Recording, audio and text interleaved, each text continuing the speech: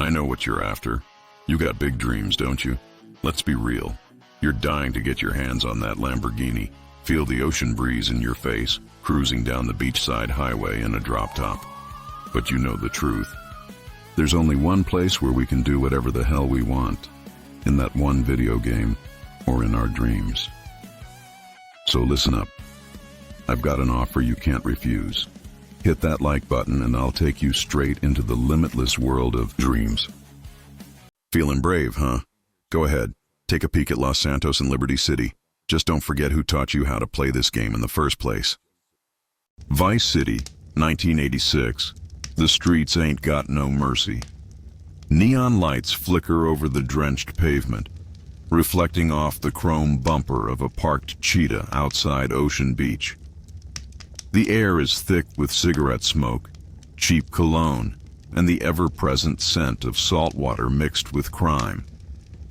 Vice City ain't just a playground for the rich.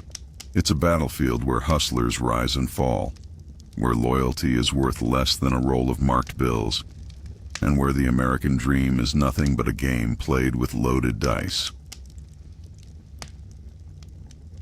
On Starfish Island, the cartel counts its cash in mansions bigger than some city blocks, sipping champagne while the streets bleed. Down in Little Havana, old heads talk about the past, while young bloods make moves to take the future. Meanwhile, Washington, beach stays lit, clubs pumping disco beats as deals go down in the dark alleys behind the flashing lights. Tonight, though, tonight ain't just another night. Because Tommy V. Leone just stepped off a flight at Escobar International, his black aviators shielding eyes that have seen too much, his gold chain reflecting the promise of something bigger. He ain't here for a vacation. He ain't here to relax. He's here to take over. And Vice City? It's about to feel every ounce of his ambition. Welcome to the city, where kings are made or buried. You want to keep going? Let's turn this into something legendary. Chapter. On the arrival. The humid air of Vice City hit Tommy V. Leone like a splash of neon-tinted rain as he stepped off the battered prop plane at Escobar International. The airport, a relic of faded grandeur with chipped murals of bygone eras, buzzed with a mix of tense excitement and hard-edged ambition. Tommy's leather jacket, scarred from past battles, swung with each deliberate step as his polished aviators shielded eyes that had seen too many close calls in other cities. The city, gleaming under a perpetual sunset, promised both salvation and ruin, a glittering mirage where the line between wealth and gang warfare blurred into a haze of disco, beats and double crosses. Tommy's first glimpse of Vice City was nothing short of cinematic. The cruise ships in the harbor rocked gently against the backdrop of Ocean Beach, their white hulls reflected in a sea of sullied water that spoke of luxurious decadence marred by dirty deals. Along the boardwalk, neon-lit diners and strip clubs battled the darkness with flickering fluorescent signs, while the echo of waves mingled with distant police sirens and the persistent throb of synthesizer music. Every inch of the city pulsed with the promise of power and the inherent danger that came with it. Driving a sleek, cherry-red Infernus rented on arrival, Tommy cruised through the chaotic arteries of Vice City. His ride roared along Ocean Drive, past the sandy sprawl of Ocean Beach, where sun-baked vendors hawked knockoff designer goods beneath tattered palm fronds. The boardwalk's energy was palpable. Young muscle players sparred with local toughs. Neon arcs marked secret meeting spots, and the air itself crackled with rebellious energy and daring dreams. In the rearview mirror, Tommy caught fleeting images of riots in the distance and flashbulbs from hidden cameras. The city was already documenting his arrival, as if Vice City knew that something monumental was about to go down. The journey took him next to Starfish Island, where ostentatious mansions loomed like monuments to greed. Behind gated walls, men in tailored suits and women in glittering cocktail dresses sampled expensive cognac and calculated moves in shadowy boardrooms. The stark contrast between the polished excess of the island's elite and the raw grit of the streets was a siren call to Tommy's ambitious spirit. Here, the stakes weren't just about survival. They were about reshaping the entire hierarchy of power. The dollar bills exchanged in hushed whispers in high-rise offices were as volatile as the local street currency, and Tommy smirked, knowing he could easily become the man flipping the balance in his favor. At the same time, Little Havana and Washington Beach maintained their own distinct rhythm, a blend of old-world charm and vicious modern hustle. In Little Havana, vibrant murals and time-worn family-run cafes narrated the struggles of generations, spoken in hearty laughter and the resilient cadence of Cuban slang. Over in Washington Beach, the soundtrack of the city, sultry saxophones, pounding bass lines from retro nightclubs, and the constant hum of ambition set the stage for illicit rendezvous and midnight rendezvous beneath the palm trees. For Tommy, these neighborhoods were not mere backdrops. They were the lifeblood of Vice City, reservoirs of stories, power, and potential alliances that would define the rest of his journey. Standing at the intersection of possibility and peril, Tommy V. Leone knew one thing with absolute clarity. Vice City was a beast that fed on opportunity, chaos, and a relentless hunger for control. As he revved the engine and merged onto the bustling freeway, his mind raced with visions of alliances to forge, enemies to dismantle, and secrets to uncover in a city that thrived in the balance between sun-soaked glory and dark, dangerous undercurrents. Tonight, the city had welcomed him with open arms and ruthless expectations. And tomorrow, Vice City would learn that Tommy was here not just to play the game, but to change it forever. The stage was set. The neon lights burned bright. The stakes were high, and the streets of Vice City were yours for the taking. The first night in Vice City passed in a blur of dubious embraces, clandestine meetings, and whispered promises under neon glows. After his explosive arrival, Tommy V. Leone found no time for rest. The city's tempo pulsed like a live wire, begging him to get involved. By midnight, as the humid air mingled with the distant sound of crashing waves against Ocean Beach's pier, Tommy slipped into a low-lit bar tucked away in Little Havana, where the scent of strong coffee and bitter tobacco laid the groundwork for covert conspiracies. In that dim space, faded Cuban folk tunes played softly through a battered jukebox. Here, a discreet network of hustlers, ex-cons, and small-time operators congregated to exchange secrets. Tommy had already earned a cautious reputation from past exploits, and tonight his reputation opened guarded doors. He sat across from Esteban El Tigre Morales, a street-smart fixer known for his web of contacts that spanned Washington Beach's buzzing nightclubs to the upscale enclaves of Starfish Island. El Tigre slid an envelope across the scarred wooden table. The envelope was heavy with clues, a series of briefcase exchanges, a list of underground contacts operating near the derelict warehouses in the industrial district, and scribbled notes hinting at a major off-book deal. The texts warned of a lucrative yet dangerous power play brewing among the city's elite gang lords and corrupt businessmen. Rumors had it that a shipment of stolen Cuban cigars and high-grade untraceable weapons was destined for a secret rendezvous at a decrepit marina in North Point Mall area. This was the kind of opportunity that could either cement Tommy's reputation or lead him straight into a trap orchestrated by unseen forces. With the envelope clenched in his hand, Tommy left the bar and merged into the humid night. He navigated through the labyrinthine back alleys of Little Havana, every step accompanied by the distant hum of synthesizers from upscale clubs. Shadows moved with purpose as he made his way through neighborhoods that lay on the fringes of Vice City's glitzy reputation. His mind buzzed with the possibilities of reshaping the city's underworld. He already envisioned turning rogue alliances and backroom deals to his advantage. The intricate networks of Vice City, those forged by tradition in Little Havana and those merely emerging in the flashy modern districts like Washington Beach, offered a wealth of contacts, but also the risk of betrayal. Tommy's next stop was the infamous Mansion District of Starfish Island, a playground for those who thought themselves untouchable. In the twilight before dawn, hidden among manicured lawns and ornate gates, he arranged a meeting with Marisol Vega, a sharp-tongued heiress with dangerous connections to both the legal and illicit sectors.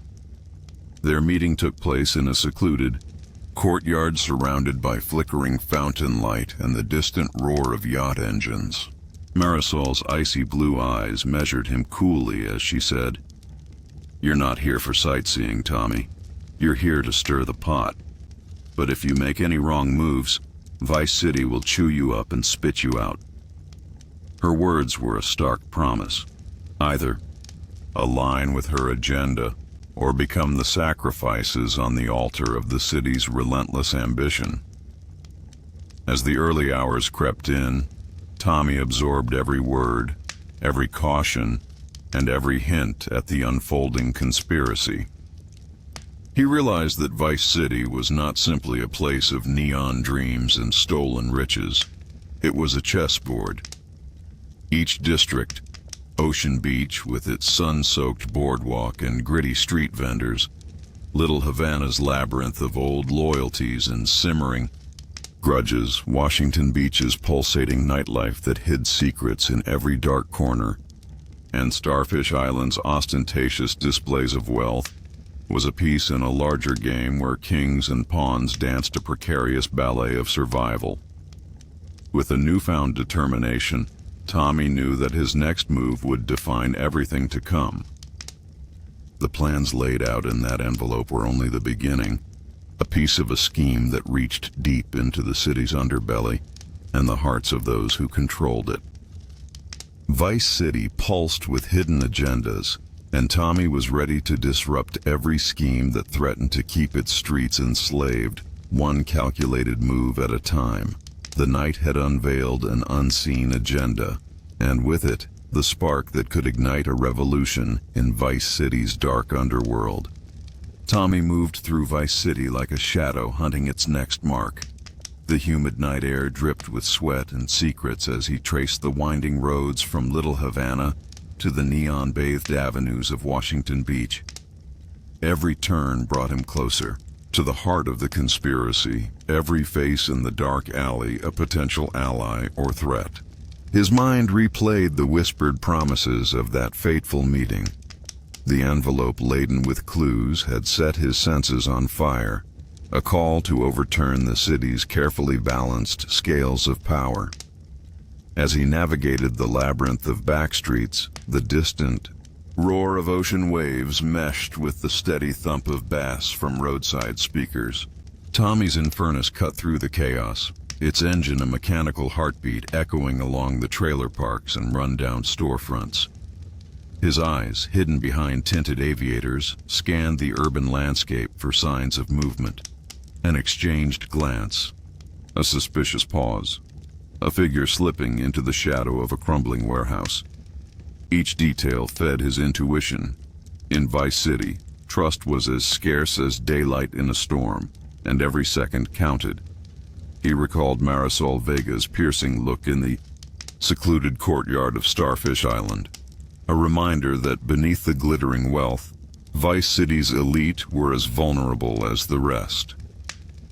Her words had been a gamble on his part, either align with her ambition or become collateral damage in the ensuing power struggle.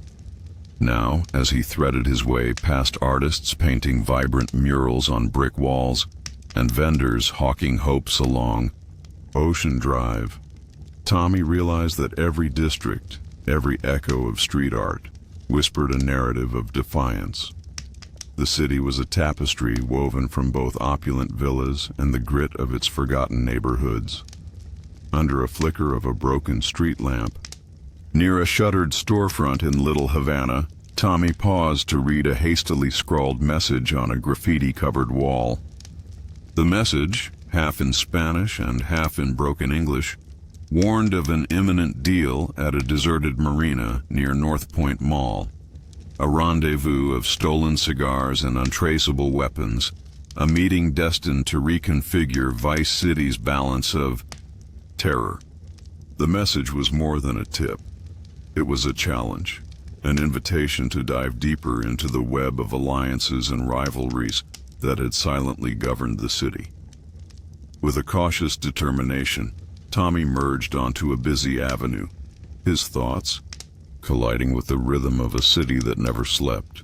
He found himself slowing as he approached an inconspicuous building in Washington Beach, a reputed safe house for the lowlifes and mavericks of Vice City's night. The building's facade was broken by layers of peeling paint and neon taglines, proclaiming long-forgotten splendor. It was a relic, a hidden node in the sprawling network of Vice City's underworld.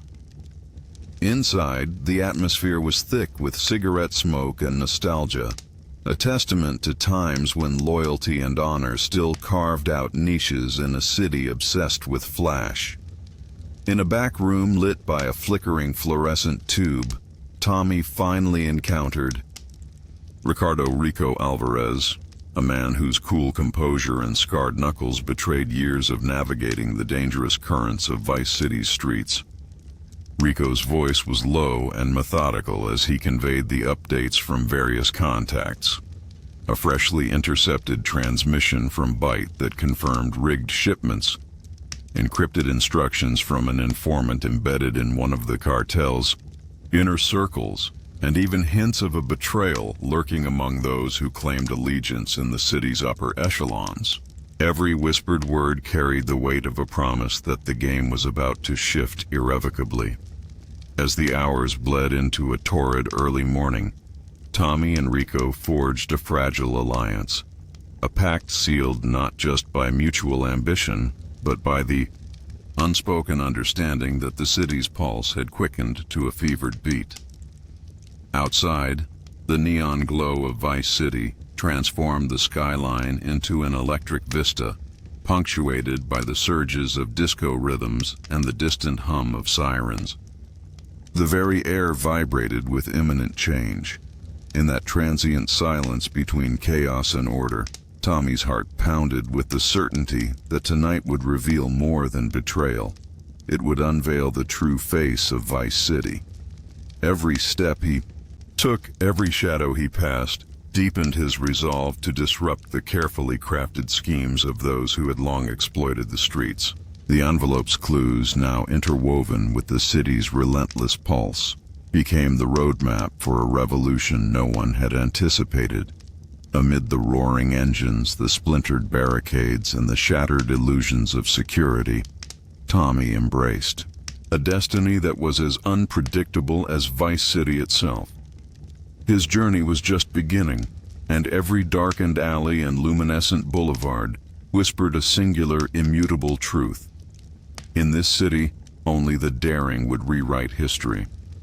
Tommy and Rico, united by that shared urgency, hit the slick streets with purpose. The deal at the deserted marina near North Point Mall was the next checkpoint, a convergence point for stolen goods and untraceable arms that could tip the scales of power in Vice City forever. As they drove with the windows down, humid air whipping past their faces and neon reflections dancing off the chassis of their ride, Tommy's mind raced through every detail. Every shadow, every glimmer of light on rain-soaked pavement was a reminder that danger lurked in every corner.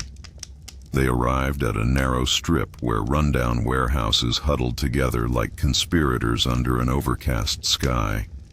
The marina, long, abandoned by those who once trafficked in leisure, now served as a clandestine meeting spot for the city's criminal elite.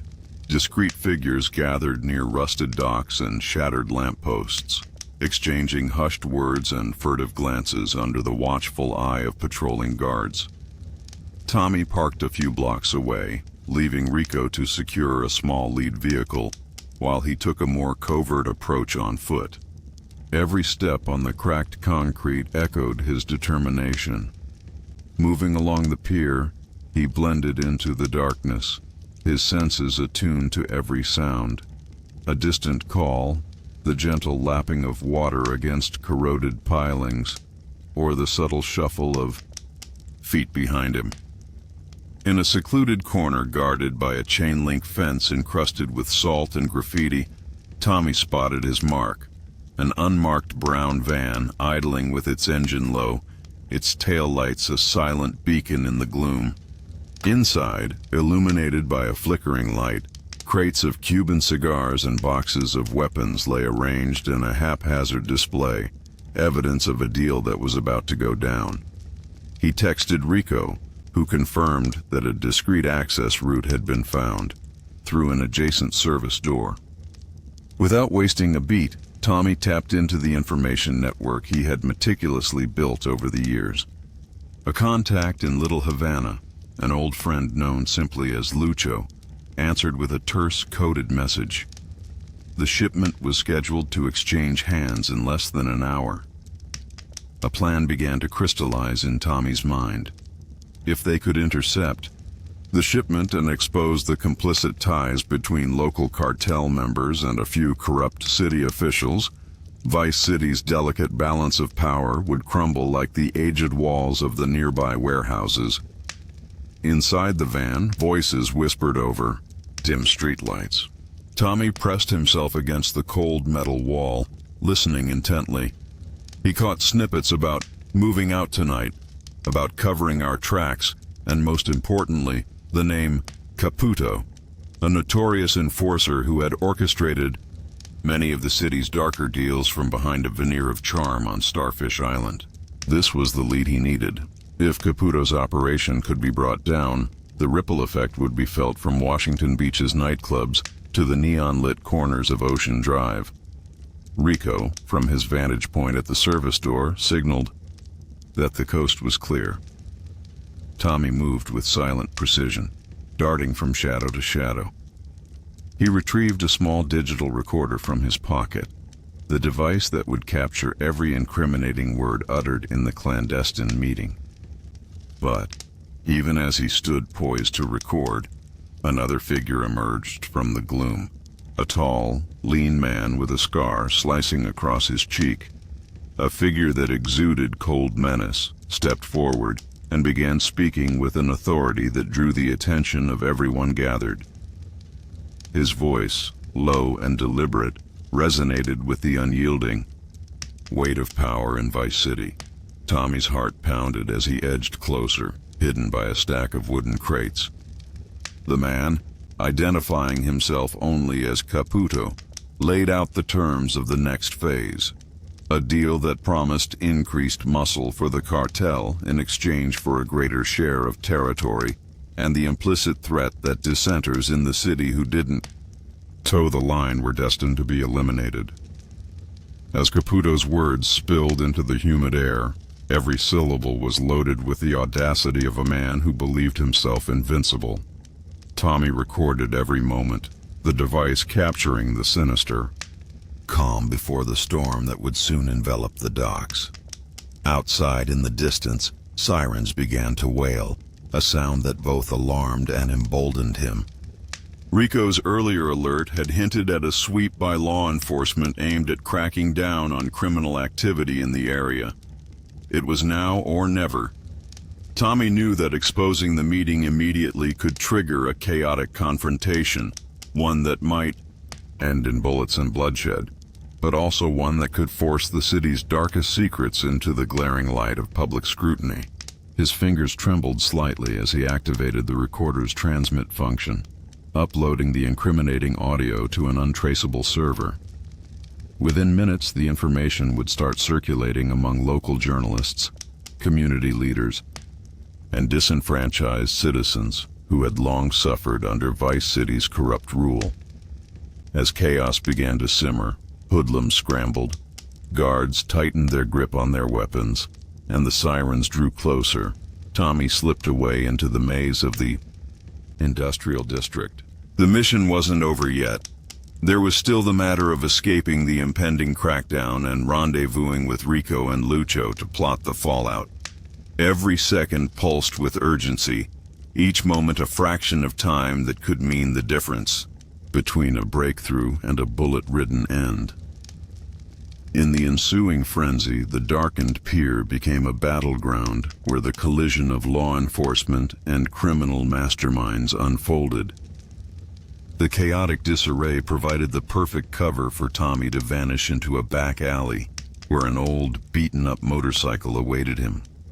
The rumble of its engine merged with the cacophony of sirens and shouts as he sped away into the labyrinthine heart of Vice City, his eyes fixed on the glowing horizon. His mind alight with the broader vision of reshaping a city crumbling under excess and exploitation. Every rev of the engine, every burst of speed down rain-slicked roads, carried Tommy further from that fateful dock but closer to his destiny. In the midst of the storm he'd helped spark, he embraced the thrill of danger and the certainty that the secrets unleashed that night would ripple through the city's power corridors like a tidal wave. Vice City was on the brink, and Tommy was determined to steer it into an era defined by a new order, one where the streets, pulsing with the spirit of rebellion and hope, would no longer be subject to the whims of ruthless overlords. His resolve solidified with every twist and turn of the road, every blink of neon in the peripheral vision.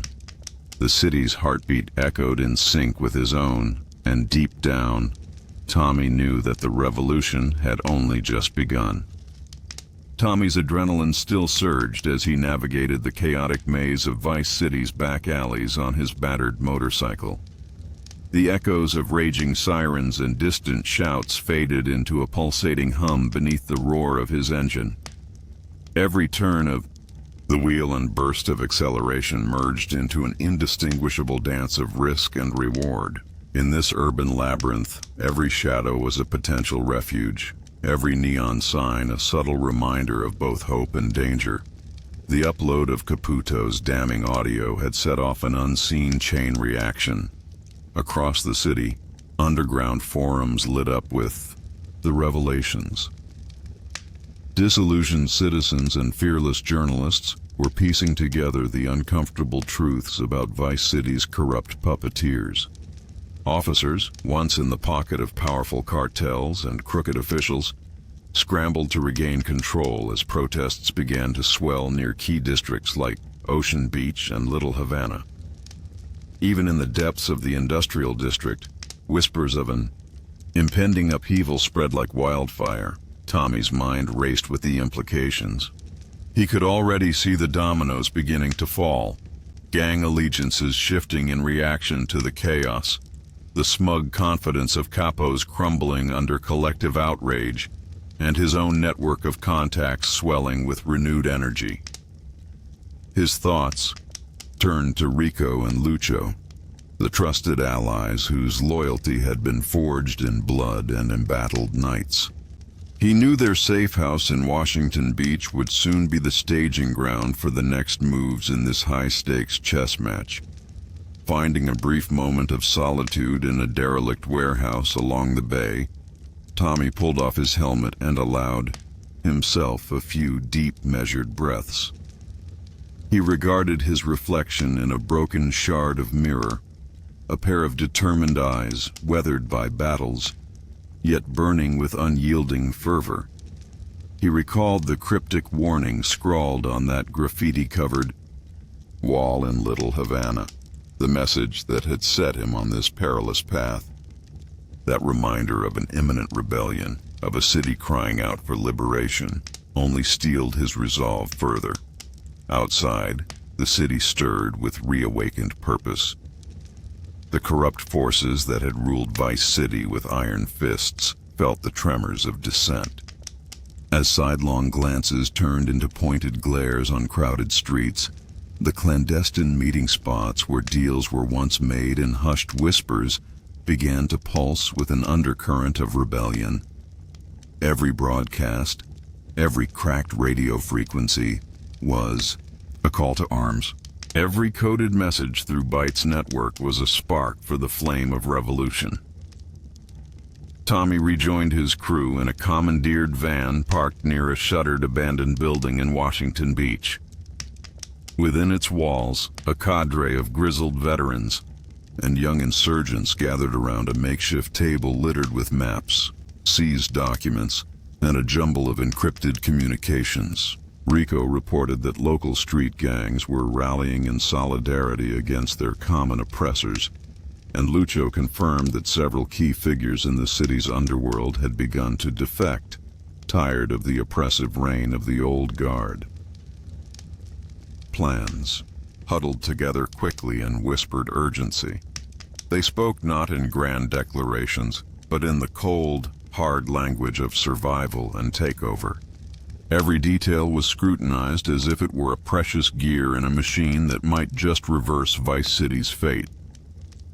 Tommy laid out the next phase, a coordinated strike against one of the major money hubs used by Caputo's operations, an upscale nightclub in the heart of Ocean Drive known as the Mirage, a venue that had long hidden lucrative illicit deals behind its glimmering facade. In a storm of calculated moves and high-stakes risk, he explained that the Mirage would be infiltrated by a team of trusted insiders. Its security, once impenetrable with high-tech measures and hired muscle, was now vulnerable under the weight of the public scandal swirling around its owner, a businessman whose ties to Caputo had been exposed by the uploaded evidence. Every word Tommy spoke carried the weight of both hope and danger. The plan was audacious. The team would seize control of the club's security system, broadcast an even larger trove of secrets, and force an immediate shutdown. The move would destabilize the local criminal hierarchy further, distracting the powers that be while the uprising surged throughout Vice City. As the meeting drew to a close, the tension was palpable. A mixture of fear, grit, and electrifying determination. Outside, the humid night continued to drench the city in its relentless rhythm. Every raindrop shimmering under the neon haze was like a drop of liquid defiance. Tommy stepped out into the cool night, his thoughts boiling with anticipation. His eyes scanned the darkness, knowing that each moment could be the spark that ignited widespread insurrection. The engine of change had been set in motion. In the coming hours, Vice City would face a reckoning, a tumult of shattered alliances, exposed scandals, and a surge of unified strength rising from its very streets. Tommy's resolve was unbreakable. He was ready to lead, to risk it all for a city that had long been enslaved by greed and corruption. The night was thick with possibility, and as he mounted his motorcycle once more, the tires kissed the rain-slick pavement with determined urgency. Every moment of that drive carried the pulse of a revolution that promised to remodel Vice City's destiny. Amid the echoes of sirens, the flicker of neon, and the steady hum of rebellious engines, Tommy rode on. His silhouette dissolved into the phosphorescent blur of urban life, a lone figure propelled by an unyielding vision that the streets, no matter how dark or treacherous, could rise to reclaim their lost glory. Tommy's motorcycle roared off into the neon tides of Vice City, the rain still falling in relentless streams that blurred the line between water and light. His mind churned with the resolve of what was to come. Every flickering street lamp, every splash of rain on concrete, was a subtle reminder of the plan taking shape, a decisive move that would turn the tide against corruption. The Mirage loomed ahead, its multicolored facade reflecting both the opulence and deceit that ruled. Behind its doors, Tommy maneuvered his bike into a narrow side street leading to a discreet loading dock at the back of the club. There, beneath a sagging awning and among crates stacked haphazardly, a team of trusted insiders moved with practiced secrecy. Rico, Lucho, and a couple of street-savvy techies waited in the shadows, their eyes scanning every detail. The building's security cameras, once formidable, had already been looped by Byte's skilled hack, ensuring that their movements remained unseen by prying eyes. Inside the Mirage, the bass of thumping music vibrated against glass and steel. The club was a den of excess, a labyrinth of alleys and velvet ropes where money changed hands in silent deals, and every whispered conversation concealed a threat. Tommy's mission was clear: seize control of the club's security hub, hijack its broadcast system, and release a cascade of explosive data that would expose the deepest conspiracies of Vice City's underworld. He exchanged a brief, determined nod with Rico before slipping through a side door. Navigating the narrow, dim back corridors of the club, Tommy pressed his back against cold concrete walls, every step an exercise in precision.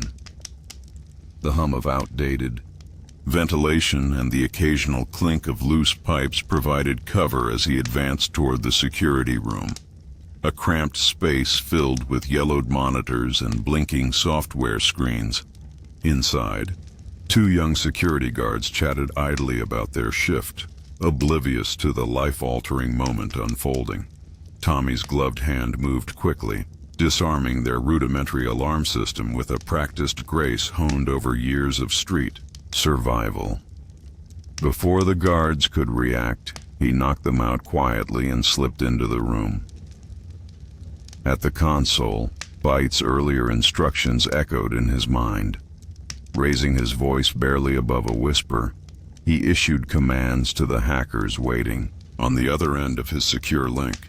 Within moments, the feed on the screens transformed from live camera views to a looping sequence of earlier footage, an ingenious ruse to deter any prying eyes during the takeover.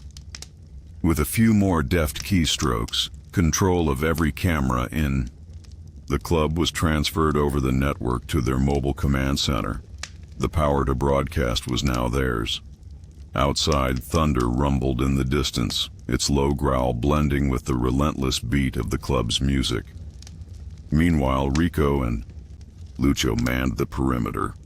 Rico planted discreet exits so that, should things spiral into chaos, they could vanish into the labyrinthine streets of Washington Beach with minimal trace.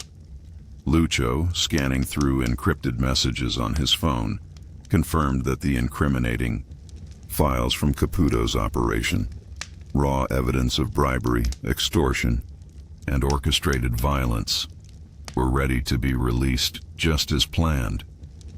Tommy stepped back outside into the cool, rain-drenched air, his heart pounding with a mix of adrenaline and righteous fury.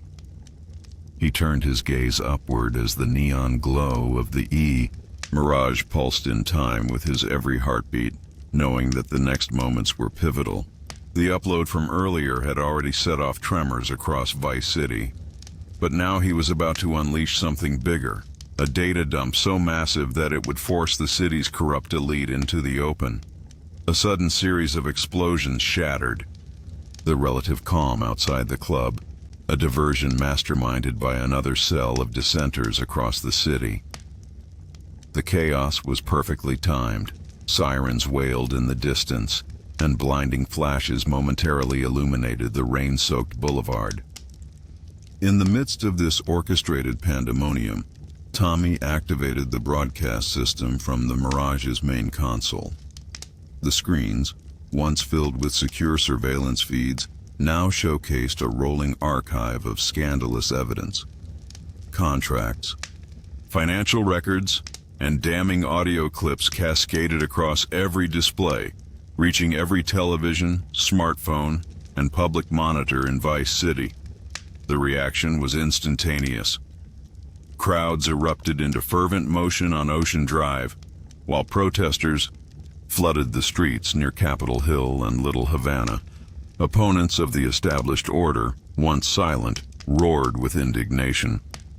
As the broadcast continued its relentless march through the city, even some within the corrupt circles, those who once enjoyed untouchable power, began to show signs of panic. Whispers of a cascading downfall spread like wildfire. Tommy, his heart hammering in his chest, wiped the sweat mixed with rain from his brow and allowed himself a brief moment to savor the impact. He knew that in the ensuing chaos, every faction would be forced to pick sides, and old alliances would shatter under the pressure of truth. With the Mirage in turmoil and his trusted crew scattered like pieces on a chessboard, Tommy understood that Vice City was on the cusp of a reckoning, a moment where the streets, once silenced by corruption, would finally rise to reclaim their destiny. The rain continued to fall, softening the harsh edges of the night, while Tommy sped away on his motorcycle, a lone figure of resolve disappearing into the maze of Vice City's neon-lit streets. Every rev of his engine was a promise. It was the sound of change, the roar of a revolution, and the unyielding march of those who dared to defy the status quo. In that electric moment, as the city trembled with the echo of exposed lies and rising resistance, Tommy embraced his fate. Vice City was hers to shape, and he would be its relentless force. With the night still young and the echoes of rebellion igniting every corner, Tommy pressed on, each twist and turn of the rain-slick pavement propelling him deeper into a future where freedom was earned, and the legacy of the streets was forged in the fires of truth. Tommy's pulse continued to pound in sync with the relentless beat of Vice City as he tore through rain-slicked streets on his motorcycle. The echoes of the broadcast still reverberated in every corner of the city, fractured alliances crumbling under the weight of exposed secrets and a system on the brink of collapse. In the neon twilight, every flickering sign and splattered hue of light seemed to proclaim that a new era was dawning. Racing across Ocean Drive, Tommy's thoughts churned between the chaos he'd ignited at the Mirage and the growing momentum beyond. Sirens wailed in the distance as protesters and ordinary citizens alike took to the streets, their shouts of defiance mingling with the steady hum of engines and the soft drumming of the rain. In every district, from the gritty heart of Little Havana to the flashy avenues of Washington Beach, the city was awakening, its people eager to reclaim the dignity stolen by corruption and greed. In a quiet interlude between the tumultuous bursts of rebellion, Tommy found a moment of solitude on a deserted overpass overlooking the sprawling cityscape. Down below, the streets glowed in a mix of anxious anticipation and fiery resolve. He pulled off his helmet for just a moment, letting the cool drizzle wash away the grime. The hum of distant discontent became a symphony of potential, a promise that Vice City was no longer passively enduring the sins of an old guard. His mind wandered back to the many faces he'd encountered on this reckless journey. Rico's unwavering loyalty displayed in every calculated glance, Lucho's measured words that bridged old bonds with a new ambition, and even the wary eyes of those who had once lived in fear, but now dared to hope. Each encounter had reinforced the truth that the fight was not merely for survival, but for a reimagined future, a future carved out by the bold and the defiant. There was work yet to be done. The storm unleashed at the Mirage was only the first move in an intricate chess game. Rumors of an imminent takeover had already begun swathing the underbelly of the city, with rival factions eyeing each other warily as lines were redrawn. Tommy's Contact in the underground had hinted at a secret summit among Vice City's most influential power brokers, an opportunity to strike even deeper at the remnants of the old regime before they could regroup. Revving his engine with renewed determination, Tommy accelerated back into the labyrinth of streets. He now set his sights on a more covert rendezvous, a hidden safe house in a maze of abandoned warehouses near the Washington Beach Strip, where a loosely assembled coalition of disenfranchised street leaders was preparing their next move. Their whispered plans promised not only to destabilize the corrupt hierarchy further, but also to lay down the blueprint for a true revolution run by the people. As he weaved through narrow alleys where every shadow spoke of stories untold, the city itself became his confidant, a living tapestry where every flash of neon and every murmur of dissent underscored a singular truth. Vice City was tired of silent submission. Its pulse was irregular now, beating with the raw, unfiltered hunger for change. Tommy's motorcycle cut through the black rain like a spear, and with every mile he put between himself and the chaos of the docks, his resolve only hardened. The city was his canvas, and every reckless street and every pulsating boulevard was an invitation to rewrite the narrative. He could sense that the delicate veil of order was finally torn, revealing not just the scars of the past, but the blueprint for a radical new order. In that moment, as the convergence of night and neon heralded the future, Tommy's eyes burned with a fierce intensity. He wasn't just a solitary rider in the tumultuous night. He was the embodiment of the city's collective defiance. With every rev of his engine, with every determined glance in the rearview mirror at the receding chaos, the revolution raged on. Tommy pressed forward, his mind alive with plans, alliances, and the promise that even in the darkest storms, the spirit of Vice City could ignite and blaze a trail of liberation.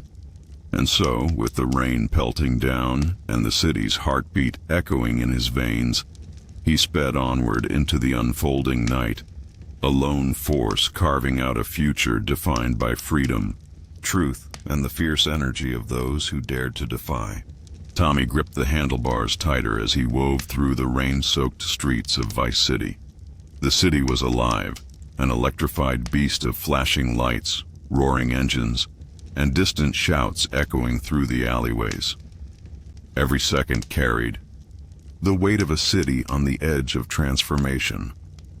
His heart pounded with the knowledge that the chaos unfolding was just the beginning. The safe house in Washington Beach was buzzing with tension. Inside, Rico, Lucho, and Bite monitored encrypted messages and scattered reports, their faces illuminated by the flickering glow of multiple screens. News of the leaked data was spreading fast. Politicians scrambling for damage control, gang leaders repositioning their power plays, and ordinary citizens finally waking up to the depth of deception that had governed their lives for too long. Tommy stepped inside, rain dripping off his leather jacket, as Rico slid him a cigarette without saying a word. There was no need to speak. They all knew what had to come next. Lucho leaned over the table, tapping a printed map with force. The Mirage was just the first strike. If we really want to break their hold, we gotta hit the financial hubs. His finger landed on two locations, an offshore bank known to launder cartel money and an import-export firm that was a front for smuggling operations. We take these down, and they won't have the funds to fight back. Tommy exhaled, smoke curling upward as his mind calculated every possible angle. The cartel wouldn't go down easy. The politicians would fight too, keep their pockets lined. But the people? The people were hungry for justice, and that hunger meant that for the first time in Vice City's history, the streets had leverage. Bite confirmed that encrypted leaks had started reaching local journalists. Small-time news stations, previously afraid of retaliation, were now broadcasting raw proof of corruption, fraud, and backdoor deals. That was the real power shift. Not just the criminal hierarchy crumbling, but the people beginning to take back control. The next hit had to be surgical. The offshore bank was heavily protected, its records buried under layers of security. But Byte had already cracked entry points, backdoor software vulnerabilities that would allow Tommy's crew to siphon funds, redirect accounts, and delete key financial records. It wouldn't just hurt the cartel, it would obliterate their ability to rebuild. Tommy nodded, locking eyes with Byte. We make it look like an inside job. No explosions, no noise, just silence and missing money. Rico smirked, tapping his knuckles against the table. That's what I like to hear. Lucho straightened, adding, the import-export firm won't go down easy. That's where the muscle is. Armed guards, underground storage facilities loaded with weapons shipments. We step in there, we're making a real declaration. Tommy rolled his shoulders, feeling the tension settle into his bones. Then we make sure they never see it coming. The plan was set. The first strike would be digital. Byte would infiltrate the offshore bank's systems, rerouting cartel funds into anonymous accounts owned by community initiatives across Vice City.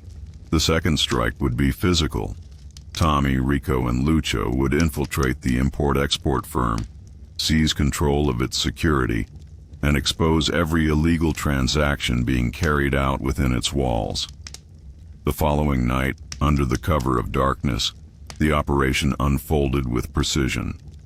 Byte worked from a discreet location, fingers flying across his keyboard, initiating a sequence that would unravel years of money laundering in under 10 minutes. Meanwhile, Tommy and Rico moved through the shadows of the industrial district, bypassing security checkpoints with carefully placed distractions, fire alarms, severed communication lines, and strategically misdirected patrols. Within moments, the firm's internal operations were exposed. Guard schedules, shipping logs, and financial transactions leaked across digital networks, instantly reaching activists and reporters. By the time Tommy and Rico made their way through the final corridor, the world was already watching. And that was the moment when Vice City truly changed. By morning, the city was in upheaval. Corrupt officials resigned or went underground. The cartel's financial backbone had collapsed. Citizens flooded the streets, not in fear, but in celebration. The revolution wasn't just spoken about in hushed whispers anymore. It was here, tangible, undeniable. Standing on a rooftop, overlooking a city that had once felt like a prison, Tommy ran a hand through his damp hair, his chest rising with deep satisfaction. Vice City was his now, not to rule, but to rebuild. The war was over, and the streets had won. Tommy's journey continued as dawn broke over Vice City, a city scarred by corruption now breathing a tentative new life. The horizon shimmered with the promise of change. Wherever once fear had reigned, fresh murals and street art now sang the ballads of revolution. Tommy navigated through neighborhoods where old wounds were beginning to heal. In Little Havana, weathered storefronts bore the vibrant strokes of youthful rebels, each tag a declaration of autonomy and hope. Along Ocean Drive, beach vendors and local entrepreneurs set up impromptu markets, their goods a small but defiant tribute to a community determined to rebuild. In the wake of his daring strikes against the mirage and the financial strongholds, Tommy found himself at the epicenter of a difficult transformation. The revolution was no longer defined solely by secret meetings and explosive takeovers. It was embodied in every conversation on the street, in every smile exchanged among neighbors reclaiming their space. Yet beneath the hopeful cadence lay the burden of leadership. Tommy knew that to secure this nascent freedom, The people needed more than a momentary surge of anger. They needed institutions that reflected their voices and safeguarded their futures. He spent long, restless nights in the back rooms of repurposed safe houses, forging alliances with local activists, business owners, and the once marginalized voices, who now demanded representation. In one of these clandestine gatherings at a renovated warehouse near Washington Beach, discussions were animated and raw. They deliberated over how to dismantle the remnants of the old regime, its corrupt officials, cartel sympathizers, and backroom power brokers, so that the newfound order wouldn't collapse into chaos. Plans were drawn on scavenged paper, and ideas flowed as freely as the rain that still occasionally drizzled over the city. Every word was charged with the urgency of a people who had tasted freedom and were determined to hold on. Between organizing community councils and setting up grassroots media channels to broadcast the truth, Tommy took quiet moments for himself. Often, atop a crumbling rooftop that overlooked the sprawling vista of Vice City, he would watch as the neon lights danced in the early mist. There, in that solitude, he reflected on the unexpected allies he had found and the heavy cost of the fight. Shadows of his past, of ruthless deals and long nights spent evading vengeance, lingered like ghosts, but they served as a reminder of how far the city had come.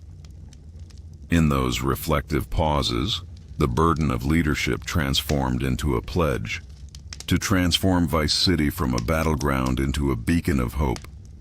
As weeks turned into months, a mosaic of new institutions began to emerge. A community bank was established with funds rerouted from the offshore accounts, allowing local entrepreneurs to dream big again. Neighborhood clinics, funded by activist collectives and local philanthropists, sprang up where abandoned storefronts once stood.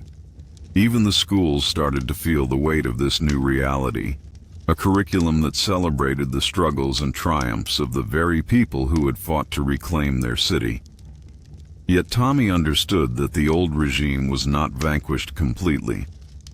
Sporadic skirmishes continued as ruined networks of influence fought desperately to reclaim their shattered foothold. Hidden cells still whispered promises of a return to the status quo, attempting to sow discord among the newly unified communities. But with every setback, the resilient spirit of Vice City only burned brighter. Leaders emerged in every corner, young voices, veterans of the previous era, and even those once complicit in the old ways now boldly repudiated their pasts and joined in rebuilding trust in public institutions. On one crisp evening, as the already cool air of the coming night mingled with the warm glow of street lamps, Tommy found himself walking through a revitalized block in Washington Beach. Street. Musicians played soulful tunes on battered saxophones, their melodies mingling with the hum of conversation and laughter. Shop windows, again polished and inviting, displayed not the remnants of looted opulence but crafts and creations born from the city's own recovered identity. In that moment, Tommy realized that Vice City's future was no longer dictated by the shadow of its corrupted past. Instead, every brick, every neon sign, and every hopeful face told a story of reinvention. Still, Tommy's role was far from over. The process of healing was as much about safeguarding this new order as it was about celebrating its triumphs. And so, he continued his nightly rides through the rain-slick streets, not as a solitary outlaw, but as a vigilant guardian of a future crafted by the people. His eyes, ever watchful behind his aviators, scanned each darkened alley and busy boulevard, ensuring that the flames of revolution would not be extinguished by those who wished to reclaim the old ways in the name of power. In the persistent drizzle and the constant hum of a city reborn, Vice City resonated with a delicate promise. It was a promise that even after the most vicious storms of exploitation and betrayal, the streets, even the dark, twisted highways of broken dreams, could rise again. And Tommy, with every twist of his throttle and every fervent word whispered in the night, made sure that promise would endure. The struggle had reached a new phase, a phase not defined by warfare, but by the slow, yet inexorable march towards a society forged in resilience, unity, and unyielding hope. And as Vice City pulsed with the rhythms of renewal, its story, etched in blood, sweat, and the echo of countless determined hearts, continued to unfold. The fight for justice, for real change, was an unending journey, but every mile Tommy rode, every street corner reclaimed, affirmed one unwavering truth. In Vice City, the spirit of the people was invincible, and their legacy was only just beginning. Tommy's pulse never slowed as he pressed on into the early hours, the city still reeling from the upheaval of recent nights. In the moments following the thunderous cascade of revelations, Vice City's neon veins glowed with a sense of both liberation and lurking menace. Every rain-soaked street, every shard of reflected light on broken glass, seemed imbued with the promise of transformation and the silent threat of counter-revolt. The echoes of that explosive broadcast had already ignited protests and whispers of hope in the battered alleys of Little Havana and the reclaimed corridors of Washington Beach. Yet beneath the jubilant roar of change lay the murmurs of an even darker plot. The remnants of the old regime, refusing to vanish quietly, were slowly coalescing into a shadowy cabal, determined to reclaim their forfeited power. In the drifting haze of the early morning, a coded message finally reached Tommy's burner phone, a terse invitation that trembled with urgency. The message directed him to a clandestine gathering deep within the decaying grandeur of a once magnificent hotel on Ocean Drive, a relic that now stood as both a monument to forgotten opulence and a potential staging ground for the city's final reckoning. Mounting his motorcycle, Tommy navigated the labyrinth of deserted alleys and reclaimed storefronts, each turn punctuated by the steady roar of his engine and the rhythm of rain against pavement. Arrival at the derelict hotel brought him into a realm where the past and the present collided. Dim, flickering lights revealed fractured remnants of a splendor long lost, and hushed voices scattered in smoke-filled corners spoke the language of conspiracy. Inside, amidst draped velvet and crumbling plaster, he listened quietly as a faction, known only as the Syndicate, outlined their audacious scheme. Their voices merged into a dissonant chorus, a plot not only aimed at restoring the power of the old guard, but also at sowing discord among the freshly unified rebels. Each clandestine word was a stark reminder that the revolution was far from over. It had simply morphed into a new, more perilous phase. The Syndicate, comprised of former overlords and opportunistic backers, was determined to exploit the chinks in the armor of Vice City's newly awakened spirit. Their plan to wrest control of the financial arteries and underground networks threatened to fracture the fragile alliances that had begun to heal the city's battered wounds. Emerging back into the night, Tommy's mind burned with the realization that his battle was evolving. The revolution he had ignited was now a sprawling, complex war, not only against the visible corrupt forces, but also against the insidious resurgence of a shadowy past. He drove through Ocean Drive, past makeshift barricades and jubilant yet wary crowds, every gust of wind mixing with the lingering scent of salt and rebellion. The city, it seemed, was writing its own history in real time, a narrative formed from the defiant shouts of protest, the calculated maneuvers of underground operatives, and the silent determination of those who had finally reclaimed their streets.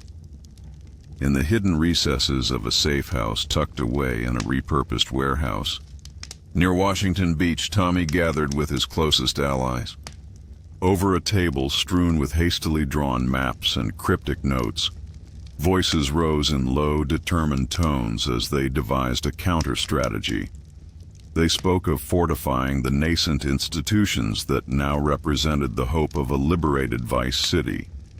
Community banks that diverted funds away from the old regime, grassroots media channels that ensured every truth was broadcast, and local councils dedicated to rebuilding neighborhoods with dignity and care. The urgency in their words was palpable, each syllable a pledge to protect the hard-won victories and to defy any force that would tempt the city back into the clutches of its dismal past. Tommy, sitting quietly amidst an undercurrent of fervor, couldn't help but reflect on the irony of it all. Vice City, a place notorious for excess, exploitation, and the fleeting glamour of a corrupt paradise, was now becoming the birthplace of its own redemption. Every rain-dappled pavement and every flickering neon sign bore witness to a contest between generations, the ghosts of a brutal history and the vibrant pulse of a people determined to define their own destiny. With every heartbeat, he vowed to fight not just for a temporary victory, but for a future where Vice City could rise, resilient and reborn, from the ashes of its troubled legacy. In that sacred interplay of rain, neon, and whispered promises, Tommy's determination solidified. The coming days would test the mettle of every soul in the city, pitting freshly kindled hope against relentless ambition from the old elites. As he revved his motorcycle one more time and merged back into the labyrinthine tapestry of Vice City's streets, he carried with him the steadfast conviction that true power belonged to the people, and that no matter what dark schemes the past might conjure, the spirit of the streets would prevail. The revolution was transforming the city, and with each twist of the throttle, Tommy propelled that change, forging a future built on the unyielding backbone of hope and defiance. Tommy's mind raced as Vice City braced itself for a collision of past and future. The explosive revelations had fractured the old order, but whispers in dark corners promised that the remnants of that regime would not relinquish their power without a fight. In the damp pre-dawn hours, the city became a chessboard of hidden alliances and calculated risks, a tapestry woven from neon-lit dreams and dangerous conspiracies. Every rain-slicked boulevard, every flickering street lamp testified to the fact that the revolution was approaching its zenith, and its outcome would depend on daring moves made in the shadows. In a derelict safe house on the edge of Washington Beach, a space once teeming with deserted cargo and lost ambitions, Tommy gathered with his closest allies. Under the weak glow of makeshift lamps and the hum of outdated electronics, Rico, Lucho, Bite, and a few other trusted figures huddled around a scarred wooden table. Maps, intercepted recordings, and handwritten notes lay scattered before them as if challenging fate with their blunt evidence. The mood was electric, charged with both the hope of a new order and the grim determination to outwit those who had spent decades ruling from behind closed doors. "We know the syndicate is regrouping," Rico said in a low, steady tone, tapping a route on the map that stretched from the seedy underbelly of Little Havana to the fortified mansions of Starfish Island. "They're planning a counterstrike. If they launch a coordinated move before we secure the new structures, community, banks, local councils, our grassroots media, they might just pull Vice City back into darkness." Lucho's voice, edged with both defiance and sorrow, cut in. "They won't just sit back and watch. They're already rallying old cronies and pocketing any scraps of influence left over. We have to hit them where they think we're weakest." Bite nodded as his fingers danced over a battered keyboard, scrolling through live feeds of encrypted chatter. "I intercepted chatter about a secret meeting. he informed them. His eyes narrowed behind smudged glasses. They're converging at an abandoned hotel on Ocean Drive, where the ghosts of old power once reveled in decadence. It's their battleground, and they believe it's forgotten by the new order. Tommy leaned forward, his gaze hard as he scanned the map. "That meeting is our window," he declared. "If we can get in there and disrupt their plans, we force a fracture in their operation. We're not just defending our gains, we're sending a message that every last remnant of the corrupt regime will crumble when faced with the collective will of the streets." The weight of his words hung heavy, punctuated by the persistent patter of rain outside and the distant rumble of approaching storms. They spent the next several hours meticulously planning their intrusion. Tommy outlined a multi-pronged operation. Byte would infiltrate the syndicate's digital communications to sow disinformation and disable any alarm systems. Rico and a small tactical unit would secure key entry points at the hotel. And Tommy, guided by Lucho, whose network in the underground was deeper than most, would slip into the inner chambers of the hotel to confront the leaders of the old guard face to face. Each detail was scrutinized, every potential pitfall accounted for. They rehearsed scenarios in hushed whispers, aware that failure in this penultimate phase could spell not only the collapse of their revolution, but also a brutal retribution from those desperate to cling to their crumbling empires. As night deepened, the safe house buzzed with a frenetic energy. Outside, Vice City's streets pulsed with uneven beats, a discordant symphony of protest drumming on battered walls, sporadic flashes of candlelight in shuttered windows, and murmurs of revolt mingling with the persistent drone of police sirens. The city was on high alert, every alley and boardwalk abuzz with anticipation. In one moment, a group of young activists on Ocean Drive rallied with makeshift banners. In another, murmurs of uneasy alliances drifted in the humid air over Little Havana's time-worn plazas. Vice City was no longer a passive bystander, but an active participant in its own destiny. Tommy stole a moment of solitude on a rain-drenched rooftop overlooking the cityscape, a sprawling panorama of neon and shadow where each light represented a life reclaimed and a promise of what was to come. In that fleeting silence, he contemplated the magnitude of the coming confrontation. He remembered the faces of those who had suffered under the old regime, their pain etched into the crumbling facades of abandoned storefronts, and the determined glimmers in the eyes of those who now dared to dream of liberation. His resolve crystallized. This was not merely about striking back. It was about ensuring that justice, however messy and hard-won, would be the bedrock of Vice City's future. Down on the street, the sound of marching feet and raised voices signaled that the city was mobilizing in its own way. Activists marched, their chants echoing off concrete and glass. Community leaders met in spontaneous parliaments at the corners of bustling intersections. And even the resistance's peripheral networks, once hidden, now emboldened, whispered of unity and decisive action. In this confluence of disparate forces, Tommy saw the blueprint for a new Vice City, a city where power was not inherited, but earned through resilience, where truth was not buried under layers of deception, but shone like a beacon in the darkest hours. With heavy determination, Tommy rejoined his team inside the safe house. Their final plan was set to execute as the abandoned hotel on Ocean Drive awaited its reckoning. Every pulse in that room spoke of unyielding commitment.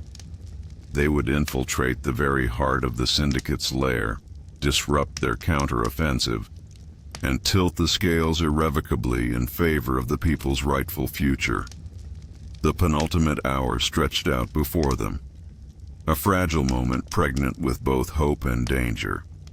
In that charged silence, as storm clouds moved in over Vice City and the sound of relentless rain masked the cadence of their quickened hearts, Tommy vowed that he would see the battle through. Not just for the triumph of a revolution, but for the redemption of a city that had long been shackled by betrayal and greed. The storm was coming. In a final, collective breath shared among conspirators and freedom fighters alike, Tommy's eyes met those of his trusted allies. Each knew that the dawn promised deliverance or devastation. But no matter what, they would rise together, forging a new destiny in the electric heart of Vice City. And as the first distant peals of thunder resonated over the rain-drenched skyline, Tommy revved his engine, ready to charge into the maelstrom. The struggle was far from over, and the penultimate chapter of this relentless journey was about to be written in acts of sacrificial bravery and raw, unfiltered resolve. The final reckoning loomed on the horizon, a promise of transformation forged in the fire of defiance. The storm had finally passed. In the early light of dawn, after endless nights of relentless rebellion and heart-pounding confrontations, Vice City lay transformed, not by the sporadic violence of temporary uprisings, but by the steady pulse of genuine transformation. Tommy V. Leone, battered and bruised from battles both physical and emotional, emerged from the final confrontation amid the wreckage of the syndicate's desperate plots.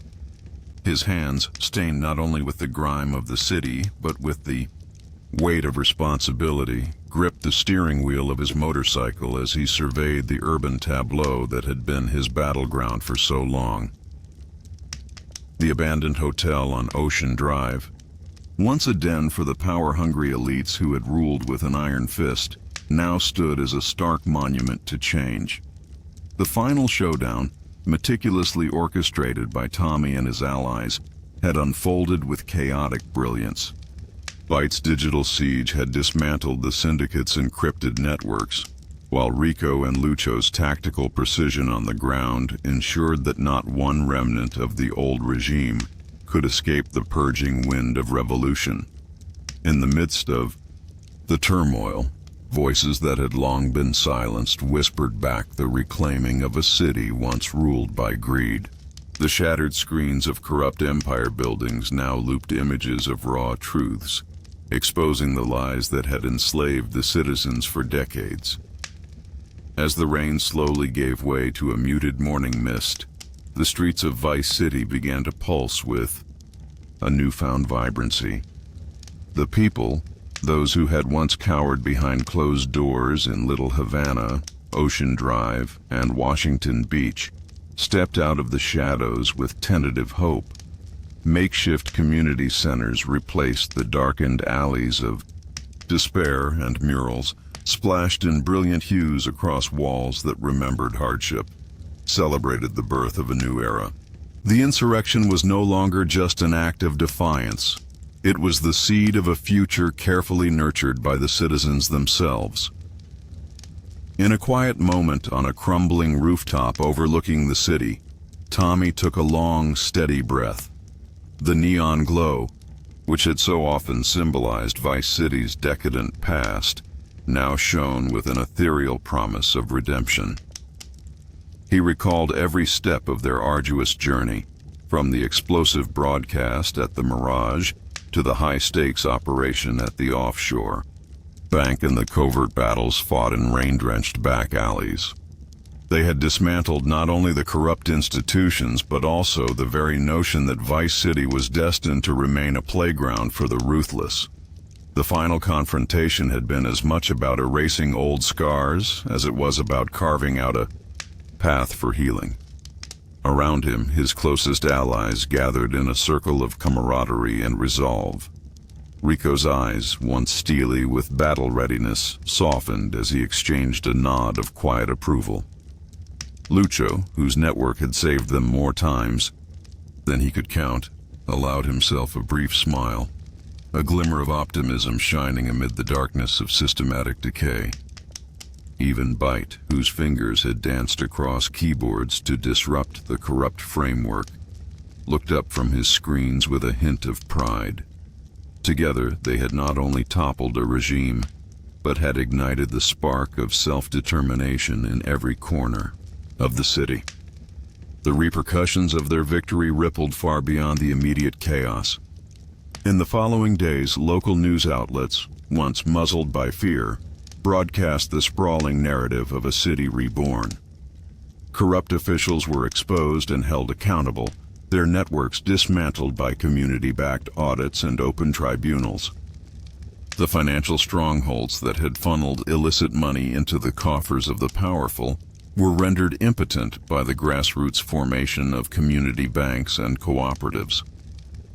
Neighborhood councils, long suppressed by the weight of external control, began drafting policies that gave every citizen a voice, a promise that this revolution was about more than retribution. It was about rebuilding a just society. Tommy's nightly rides resumed, but now they were filled with quiet reflection rather than the adrenaline of insurgency. As he roamed the rain-washed streets, he saw evidence of change in every step. Vibrant street art reclaiming neglected walls, vendors setting up stalls with newfound pride, and children playing in reclaimed parks under the watchful care of communities united. Vice City, once a symbol of exploitation and broken dreams, was slowly metamorphosing into a city where the future was written with the ink of hope and resilience. In the final hours of that transforming night, as the first true rays of sunlight pierced the persistent mist, Tommy paused at a familiar overlook on Ocean Drive. The skyline was no longer an intimidating silhouette of cold ambition. Instead, it shimmered with the promise of renewal, a mosaic of old buildings interlaced with the new structures of community and progress. Every light that flickered in the distance echoed with stories of lives reclaimed and a destiny rearranged by the courageous acts of ordinary people who had risen up. In that profound silence, with all the scars of the past etched into his skin and memory, Tommy understood that the revolution was not a finite battle, but a continuous journey. He vowed to remain the vigilant guardian of a city that was still healing, nurturing the fragile blooms of change, so that they might one day flourish into an era defined by fairness, creativity, and unity. The struggle to maintain this hard-won freedom was as relentless as the tides that had long shaped the city's edge, and for Tommy that was a promise he was willing to uphold. And so, as Vice City awakened to a dawn of promise and possibility, Tommy's heart beat in unison with the restless spirit of its streets. The revolution had etched a permanent mark on the soul of the city, a reminder that even in the aftermath of destruction, hope could rise. And in that rising, a legacy was born, a testament to the indomitable will of the people and the unyielding belief that no matter how dark the night, the light of a new day would always be within reach. The chapter closed on a city reborn, forever transformed by the sacrifices of those who dared to dream beyond the confines of oppression.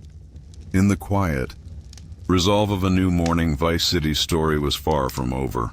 It had only just begun. Hope you enjoyed, my friend. Don't forget to leave a like and subscribe.